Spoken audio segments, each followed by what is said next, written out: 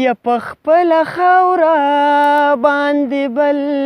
ورته یې ډېر وژړل یو مسافر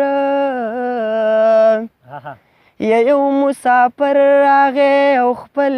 کور ته یې ډېر وژړل یا دغه ماشومه یې په بدو کې سواره ورکړه چې ودېده نو خپل قاتل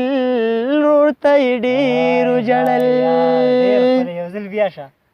یا دغه ماشومه یې په بدو کې سواره ورکړه چې ودېده نو خپل قاتل ورور ته یې ډېر وژړل یا یو نن ماشوم بچي ته څوک چېرته په سوال قار شوي یا د پلار تصویر ته یې کتل مور ته یې ډېر وژړل یا نن یو ماشوم بچي ته څوک چېرته په سوال قار شوي د پلار تصویر ته یې کتل مور ته یې ډېر وژړل یا روغانه اوښکې لیدې نه شوې د وږو بچو